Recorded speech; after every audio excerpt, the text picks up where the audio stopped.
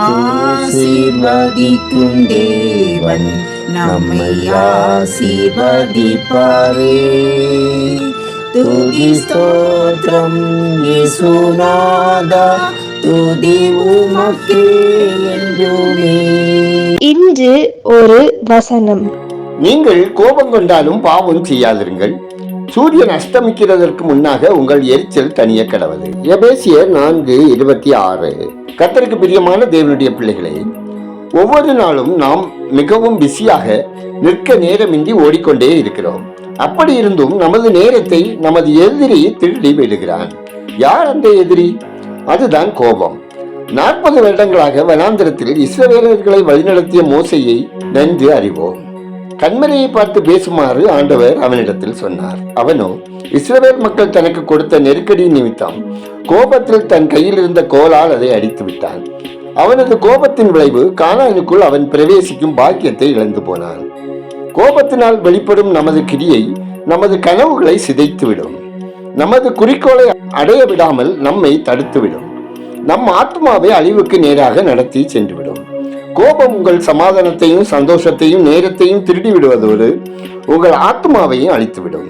உங்கள் கோபம் சூரியன் அஸ்தமிக்கும் முன் தணிய வேண்டும். இல்லாவிட்டால் அது உங்களுக்குள் வேரூன்றி வளர்ந்து மூர்க்கம், வன்மம், கசப்பு, பகை போன்ற ஆத்மாவை அழிக்கத்தக்க கனிகளை பிறப்பித்துவிடும்.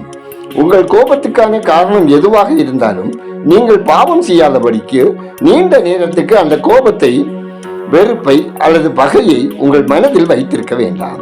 கிறிஸ்துவுக்குள் தேவன் உங்களுக்கு மன்னித்தது போல நீங்கள் ஒருவருக்கு ஒருவர் மன்னியுங்கள். எல்லா புத்திக்கும் மேலான தேவ சமாதானம் உங்கள் இருதயத்தை ஆளுகை செய்யும். கர்த்தர் உங்களுக்கு உதவுவார். ஜெபம் செய்வோம். அன்பின் பரலோக பிதாவே, ஆசீர்வாதமான இந்த நாளிலும் நீர் எங்களுக்காக வைத்திருக்கும் மேலான ஆசீர்வாதங்களை எங்கள் கோபத்தினால் நாங்கள் இழந்து போகாதிருக்க எங்களுக்கு உதவி செய்தல்ல ஜெபிக்கிறோம். ஆண்டவரே, நாங்கள் அனைத்து மக்களையும் ஏற்றுக்கொள்ளவும், அனைத்து மக்களிடமும் அன்பு கூறவும், அவர்களுக்காக வேண்டுதல்களையும் விண்ணப்பங்களையும் ஏறெடுக்கவும் ஏற்ற உதவிகளை செய்தல்லவும் தேவன் எங்களுக்கு கிருபை தந்தல்ல ஜெபிக்கிறோம்.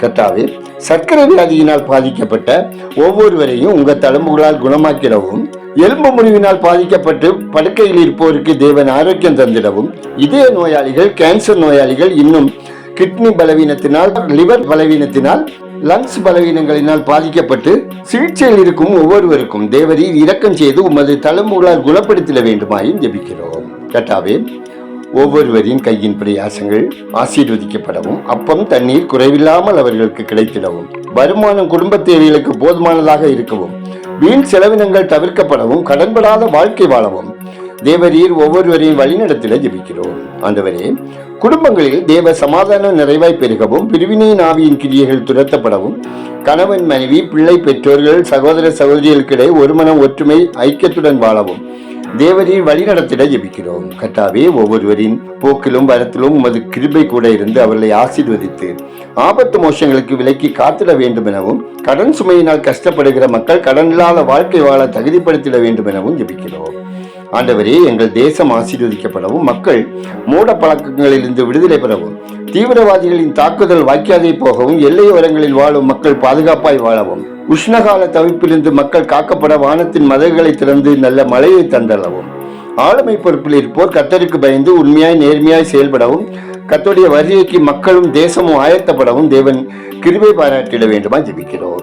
ஆண்டவரே, உண்ண உணவின்றி, உடுக்க உடை இருக்க இடமின்றி வாழும் மக்களின் வாழ்வாதாரம் பாதுகாக்கப்படவும், பாதுகாப்பாய் வாழவும் தேவரீர் தயவு செய்தல்ல ஜெபிக்கிறோம். ஆண்டவரே, மற்றவர்களை குற்றப்படுத்துகிற, காயப்படுத்துகிற வார்த்தைகளை நாங்கள் பேசிவிடாமல் எங்கள் உதடுகளின் வாசலை காத்தளவும், பாவமில்லாத பரிசுத்தமான வாழ்க்கை வாழவும் கிருபை தந்தல்ல ஜெபிக்கிறோம். ஆண்டவரே, ஆண்டிறுதி தேர்வு எழுதி முடிக்கிற பிள்ளைகள் விடுப்பு காலங்களில் கர்த்தருக்கு மகிமை சேர்க்க, பாவ இச்சைகளுக்கு தங்களை விலக்கி பாதுகாத்துக் கொள்ள, ஆரோக்கியம் சுபலத்தோடு வாழ, பாதுகாப்பாய் வாழ, பெற்றவர்களுக்கு ஆசீர்வாதமாய் வாழ வழிநடத்திட வேண்டும் என ஜெபிக்கிறோம். ஆண்டவரே, குடும்பங்களில் சமாதானம் உண்டாகவும், திருமணமாகாத பிள்ளைகளுக்கு ஏற்ற வாழ்க்கை துணை தந்தள்ளவும், கர்ப்பஸ்திரிகளுக்கு ஆரோக்கியமான சுகப்பிரசவம் உண்டாகவும், பிள்ளைகள் செல்வத்துக்காக நெடுங்காலமாய் காத்திருக்கிறவர்களுக்கு தேவரீர் இரக்கம் செய்து சந்தான விருத்தி அடையவும், வேலைக்காக முயற்சிக்கும் பிள்ளைகளுக்கு தகுதிக்கேற்ற வேலை வாய்ப்புகளை தந்து ஆசீர்வதித்தரவும் ஜெபிக்கிறோம். ஆண்டவரே, மிஷினரிகள் அவர்தம் குடும்பத்தினர் பிள்ளைகள் கர்த்தருக்கு சாட்சியாய் வாழவும் எதிர்ப்பின் மத்தியிலும் ஊழியத்தில் தேவ மகிமை வெளிப்படவும் ஜெபிக்கிறோம். எங்கள் ஜெபத்தை கேட்பவரே, அதற்கேற்ற பலன் தருகிறவரே, உமக்கு நன்றி சொல்கிறோம். துதிகன மகிமை உமக்கே செலுத்துகிறோம். இயேசுவின் நாமத்தில் ஜெபிக்கிறோம் எங்கள் ஜெபங்களும் நல்ல பிதாவே. ஆமேன்.